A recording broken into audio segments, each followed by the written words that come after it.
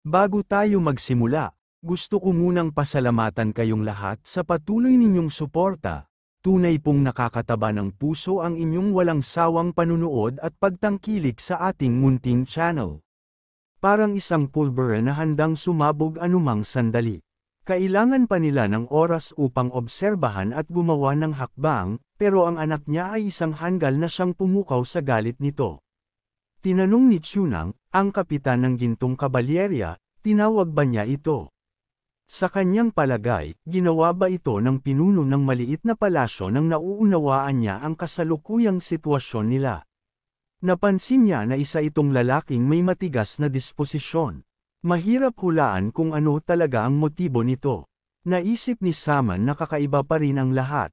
Kayang-kaya niyang kontrolin ang anak niya, kaya bakit tinawag ng anak niya ang taong iyon na basura? Napansin ni Bang na kilala si Amo sa pagiging mapagpakumbaba. Ang batang pinuno ng maliit na palasyo ay isang karaniwang mandirigma sa pinakamababang antas. Kahit hindi man siya ganoon kamangmang, hindi na dapat itong masyadong ikabahala. Pagkatapos ay sinabi niyang ito na ang kanilang pagkakataon. Tinanong niya, ano bang sinasabi niya? Ayon kay Bang, ito raw ay isang malaking oportunidad para sa kanila. Napatingin si Salmon sa kanya na tila nagulat, saka siya nagtanong kung bakit niya nasabi iyon. Ipinaliwanag ni Bang na may balanse ngayon sa loob ng kulto. Kaya, ang batang pinuno ang siyang maaaring makagambala sa balanse, maaari siyang mapunta sa kanilang panig o kaya ay kailangang patayin. Hanggang doon lang ang pwedeng ikalapit sa pagbabago ng sitwasyon. Inis na tanong ni Salmon, yun ba ang tinutukoy niya? Sa panahon ngayon, ang maparitanga ng rebelyon ay maaaring sumira sa ating lahat. Kung may ibang tao mula sa panlabas na mga palasyo ang pumatay sa kanya, maaari nilang ipataw ang sisi sa atin at tayo ang mapapahamak. Sinabi ni Beer na yun mismo ang dahilan kung bakit niya itong tinatawag na oportunidad. Ang pinuno ng maliit na palasyo ay padalos-dalos at walang ingat. Kung sasalubungin nila ito ng maayos at bigyan ng mga regalo, maaaring makuha nila ang kanyang tiwala. Tinanong niya na waring nag-iisip, nag-aalok ba siyang protektahan ang batang pinuno ng kanilang kulto? Sinabi niyang iyon nga ang kanyang ibig sabihin. Sa pamamagitan ng pagprotekta sa kanya, makukuha nila ang kanyang pabor. Maaaring pamunuan ng palasyo ng kayamanang makamundo ang kultong Guangyong. Sabi ni Salmon, napakaganda niyan. Sa madaling salita, inaalok niyang sila muna ang mamuno sa kulto habang wala pa ang tunay na pinuno, kung sakaling babalik pa ito. Sinabi ni Byron na tama ang pagkaintindi niya. Napatawa ito at kinamot ang kanyang balbas, saka sinabing kailangan niyang dalhin ang banal na espada ng demonyong apoy. Napasigaw siya sa gulat, seryoso ka ba? Isa ito sa 5 banal na kayamanan ng kultong Guangyong. Sabi ni Simon, hindi nila ito papakialaman, ngunit siya mismo ang pupunta upang kunin ang sandatang iyon. Para makamit ang dakilang tagumpay, kailangang gamitin ang pinakamahalagang bagay. Makalipas ang ilang sandali, sa loob ng maliit na palasyo, nakaupo sa lotus position ang pangunahing tauhan at nagmumuni-muni. Naisip niya na iisipin ng iba na ang kaguluhan sa Myeongchon Restaurant ay isang pabiglang pagkilos ng batang pinuno, at abala na silang magplano ng mga susunod nilang hakbang.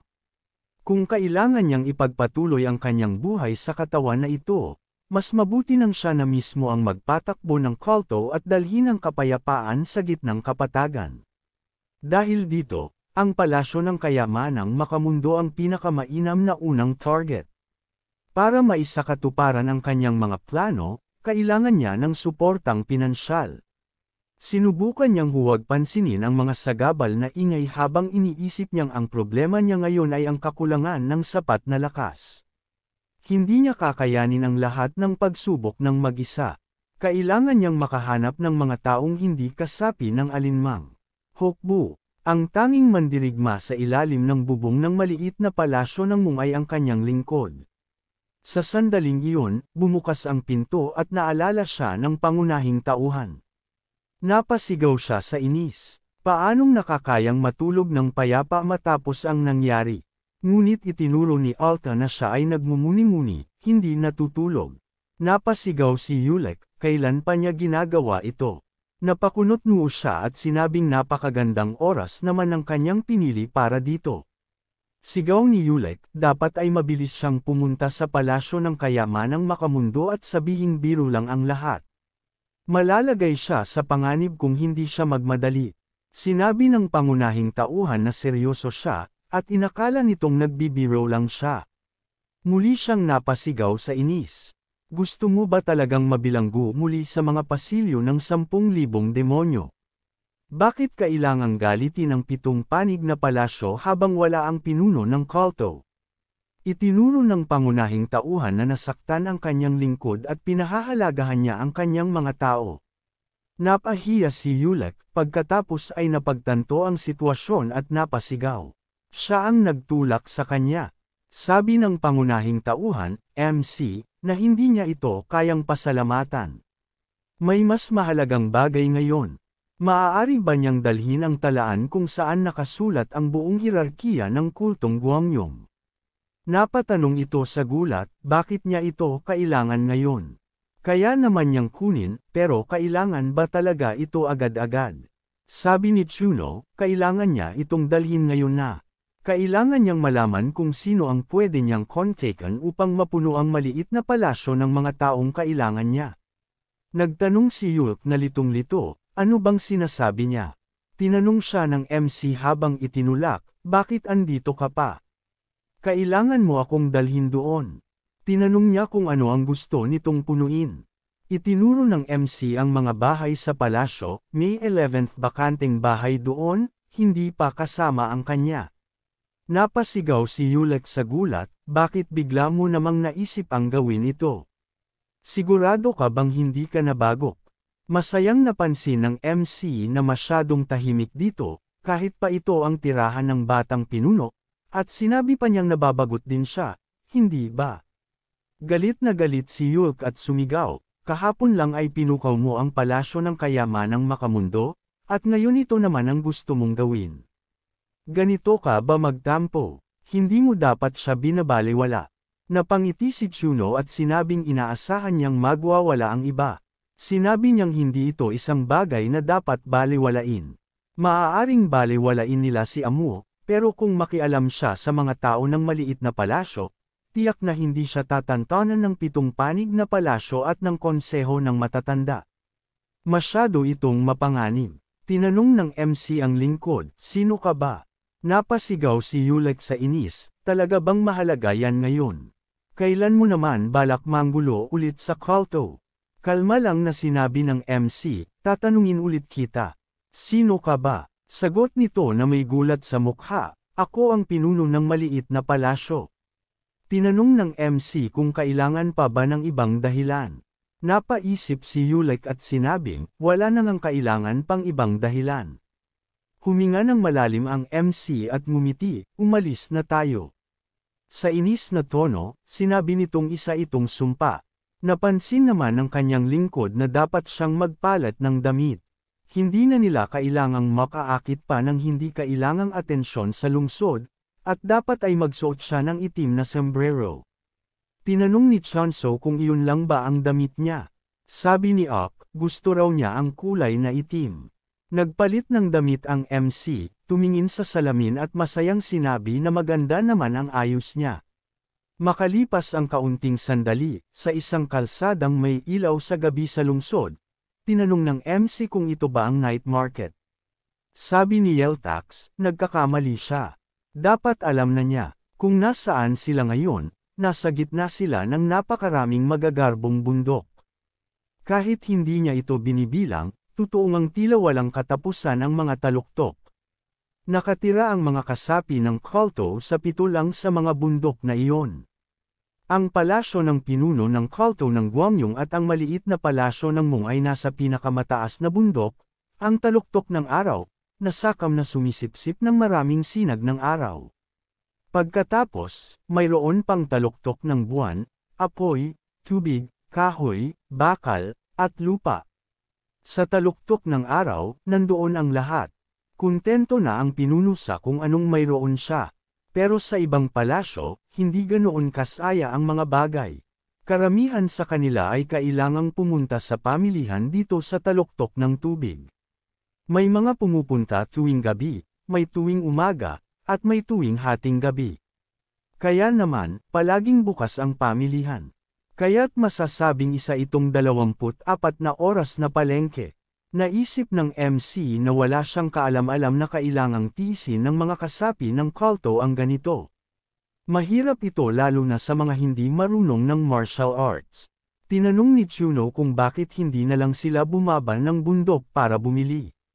Tanong naman ni Yulek, ibig mong sabihin, bababa sila mula sa tuktok. Sinabi ng MC na iyon nga ang punto. Ipinaliwanag niya na kung bababa sila, aatakihin sila ng Renegade Alliance, ng Murmuram Alliance, at ng mismong Emperador. Paano sila bababa? Punto ng MC, ito ay dahil ilang beses nang sinira ng kultong demonyo ang kapatagang sentral. Ang tanging dapat nilang gawin ay itigil ang pagdanak ng dugo. Sinabi niya na ang ibig niyang sabihin ay baka nais na nga nilang bumaba. Ngunit ang itinuturing ng emperador ang kultong demonyo bilang mga kaaway kahit wala namang sapat na dahilan. Lumalaban lamang sila para mabuhay. Humingi muna ng paumanhin ang MC, pangunahing tauhan, at saka nagtanong kung masyado bang mabangis ang kanilang mga ginawa para maituring na depensa sa sarili. Napatingin sa kanya ang kanyang lingkod sa pagkabigla. Sa takot ay sinabi ni Yulek na huwag siyang magsalita ng ganoon. Narinig na ng buong mundo ang kahihiyan ng perverted little demon. Kaninong panig ba talaga siya? Naisip ni Chuno na ngayong siya na ang batang pinuno ng kultong demonyo, hindi siya dapat magsalita ng ganoon. Pero naalala niya, ang palayaw niya, na minana sa dating may-ari ng katawan, ay isang hindi kanais-nais na problema. Kahit pa makahanap siya ng mga tao, susunod ba sila sa kanya? Pagkatapos, tinanong niya, nakarating na ba tayo? Napansin niyang malapit na sila sa lugar. Naisip ng MC, sa totoo lang, paano hindi napapagod ang lingkod kong ito? Sa oras ding iyon, sa malalayong silid ng madilim na pasilyo, isang matandang lalaki ang sumusulat sa isang kwaderno sa ilalim ng ilaw ng kandila. Ilang sandali pa, sinabi ni Yulek na narating na nila ang lugar. Nandito na tayo. Nakasaad sa karatula ng gusali na ito ay ang aklatan ng kultong Guangyong. Nagtanong ang MC, ito ba ang aklatan? Napansin niyang kilala ang lugar na ito sa mga mahilig makinig sa tsismis. Hindi ito nalalayo sa pangunahing palasyo. Panahon na para pumasok sila. May isang matandang lalaki sa loob. Tinanong ni Yulek, may makikita ba kami ngayon? Tinanong ng matanda kung saan sila galing. Napansin niya na may ilaw nga rito, pero madilim pa rin. Masisira ang mga mata niya kung magbabasa siyang ganito. Tumutok ang matanda sa batang pinuno at sinabi na hindi niya alam kung may makikita ba rito. Sabi ni Yulek, dapat ay meron. Kumusta naman ang kalagayan sa pamilihan? Tanong ng matanda, anong pamilihan ang tinutukoy? Marami kasi. Napansin niya, natural lang na ito ang paksa. Naisip ng MC na wala namang saysay ang usapan. Isang koda ba ito? Magalang silang pinaghintay ng matanda, at bigla silang itinaboy palabas ng aklatan, sabay lock ng pinto. Galit na galit si Yulek. At kumatok habang sumisigaw, bakit tayo pinalayas? Hindi niya raw kilala ang maliit na liwanag. Doon sila nanggaling. Sa oras ding iyon, binuksan ng matanda ang isang lihim na lagusan sa sahig. May hagdan pa ibaba roon. Sa liwanag ng isang parol, bumaba siya at naglakad sa isang mahabang madilim na pasilyo hanggang marating ang isang pinatibay na pinto. Sabi ng matanda, galing daw sila sa maliit na palasyo ng Mung. Ano raw ang dapat nilang gawin? May boses na hindi nila kilala ang nagtanong, dumating ba sila ng personal? Sabi niya, sinubukan niyang itago ang anyo ng batang pinuno gamit ang kanyang kasuotan, pero mahirap itago ang kanyang gwapong mukha. Walang duda, siya nga ang batang pinuno. Ibaba ng estranghero ang hawak niyang brush at nagtanong ng seryoso, ano kaya ang nangyari sa Heavenly Demon Gallery? Una, sinira nito ang Maungchun Restaurant, at ngayon ay dumating siya ng buong kaseryosohan. Napansin ng matanda na iba na ang aura nito kumpara dati. Pero dati pa man, isa na siyang tao na mahirap hulaan ang mga kilos. Tinanong ng estranghero kung ano ba talaga ang gusto niyang makamit. Sinabi ng matanda na humiling ito ng listahan ng mga pangalan. Tinanong ng estranghero, gusto ba niyang kunin ang mga tala ng hierarkiya ng Miram Union o ng mga kaugnay na unyon? Sabi ng matanda, hindi iyon ang hiniling niya. Nagtanong ang di kilalang tinig, ano ang gusto niya? Sinabi ng matanda na gusto ng batang pinuno na makita ang mga tala ng kultong Guangyong. Naisip ng estranghero na lalo itong hindi niya maintindihan. Ang pinuno ng maliit na palasyo ay gustong makita ang mga record ng kulto. Nagtanong ang matanda, ano ang dapat nating gawin? Sinabi ng estranghero na interesado siya. Gusto niyang makaharap ito ng personal. Nag-aalalang tanong ng matanda, gusto ba talaga niyang makaharap siya? Ayos lang ba siya? Sabi ng tinig na hindi kilala, kilala ang batang pinuno bilang isang abala at walang silbing basura. Kahit may mata pa siya, baka hindi pa rin niya ito makilala. Napansin ng matanda na kung sakaling makilala ito, maaaring hindi iyon makabubuti.